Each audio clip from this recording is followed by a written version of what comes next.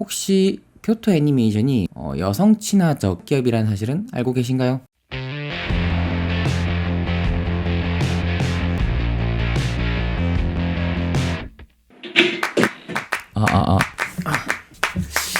사실 지금 시간이 새벽 2시라 이렇게 녹음 같은 걸 좀 하면 좀 민폐일 것 같아서 안 하려고 했는데, 이러다가 방송 녹음 자체를 계속 못하고 지낼 것 같아서 그렇습니다.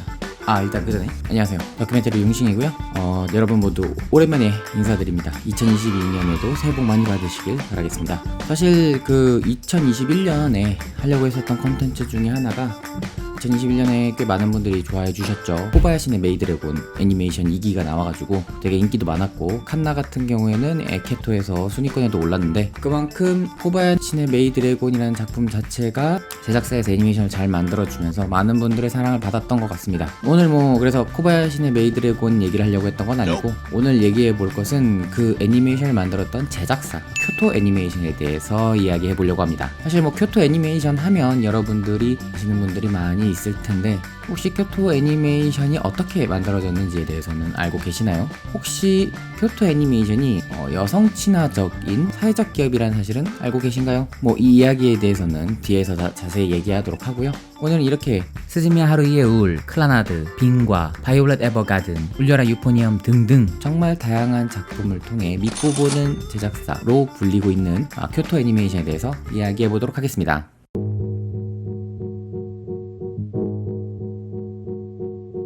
사실 교토 애니메이션 하면 딱 그 제작사 이름에서부터 특징 드러나는 것 중에 하나가 교토라는 지역명을 사용하고 있는 제작사인 만큼 실제로 교토에 위치하고 있습니다. 여러분들이 생각해 보시기에도 애니메이션 제작사 중에 교토에 위치한 제작사가 흔하지도 않죠. 대부분의 애니메이션 제작사가 도쿄 아니면 오사카를 중심으로 퍼져 있기도 하고, 교토 애니메이션의 사장 하타 히데아키의 아내 하타 요코 씨도 실제 오사카에서 일하고 있는 자신의 오빠 스기야마 타쿠를 통해서 애니메이션 제작의 일감을 받고 일하게 된 것이 계기였거든요. 그리고 중요한 점은 바로 이 하타 요코 씨가 나중에 교토로 거주지를 옮기게 되면서 교토 애니메이션이라는 제작사가 만들어지게 된 핵심적인 계기라는 겁니다.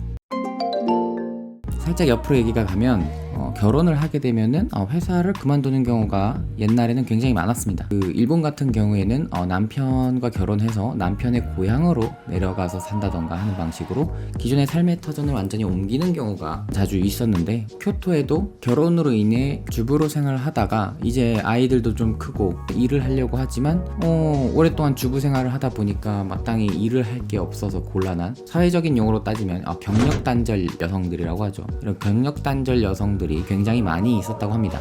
이런 거는 우리나라, 일본 모두 공통적으로 가지고 있는 문제 중에 하나인데, 그때 당시 하타요코 씨가 교토에 이사를 와서 살고 있던 상태에 주변 주부분들이 애니메이터, 그림 그리는 일을 알려달라고 요청을 했다고 해요. 그 애니메이터 일이라고 하는 게 쉬운 일은 당연히 아니지만 상대적으로 집에서 재택근무를 하던가 프리랜서 형식으로 일을 할 수도 있고요. 건바이 건으로 일을 할 수 있다 보니까 집안일과 양립해서 일을 하는 것이 어느 정도 가능했기 때문에 그때 당시에 주부분들이 부업이나 아니면은 경력 단절되어 있어서 취업이 어려운 상황에서 비교적 일감이 많아 항상 일손이 부족했었던 애니메이션 관련된 일을 하려고 했던 수요가 있었던 거죠. 그래서 그때 당시 주부분들의 요청으로 애니메이션 관련 일을 가르쳐주는 학원을 설립하게 된 게 바로 교토 애니메이션의 창립 계기인데요. 사실 돌이켜서 생각을 해보면 이게 굉장히 신의 한 수가 된 게, 교토 애니메이션이라는 회사가 지역에 있다 보니까 상대적으로 오사카나 도쿄에 비해서 인재를 수급하는 데 있어서 어려움이 많을 수밖에 없는 여건을 가지고 있는데, 직접 인재를 육성해서 자기들이 직접 고용을 하여 일을 시킨다라는 왕년에 일본이 잘 나가던 시절에 지향했었던 시스템을 갖춰놨기 때문에 교토 애니메이션이 지속적으로 높은 퀄리티의 작품을 유지할 수 있을 만한 인재풀을 확보하는 효과적인 전략이 됐던 게 아닌가 싶습니다.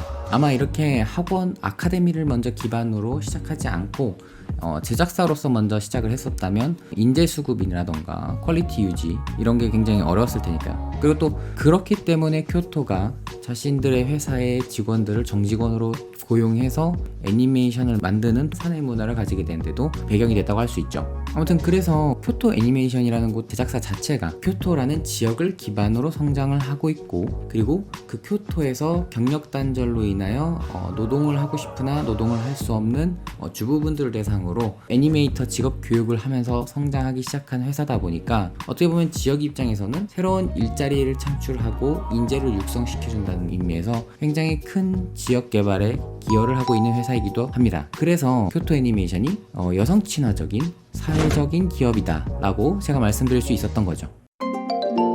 이렇게 교토 애니메이션은 아카데미로 시작을 하게 되면서 실력 있는 인재를 육성하는 한편 안정적인 일자리 제공을 통해서 애니메이션 제작사로서 기반을 닦아내게 됩니다. 물론 처음에는 직접 오리지널 작품을 만드는 게 아니라 하청 위주의 작품을 만들긴 했지만, 하청하던 시절에도 높은 퀄리티의 작품을 만들어내주는 걸로 제작사 사이에서 평판이 굉장히 좋았죠.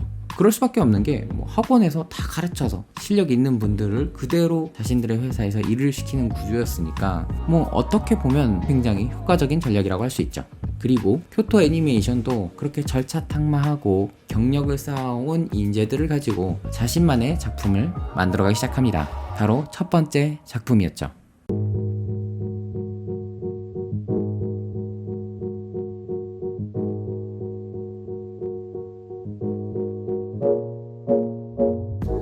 자, 두 가지만 기억하시면 됩니다.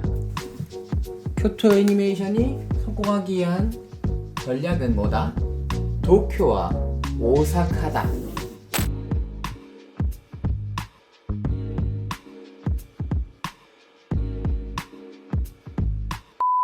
작아서 안 보이나? 크게. 도쿄 오사. 이렇게 펜은 또 이렇게 안 나와 있어.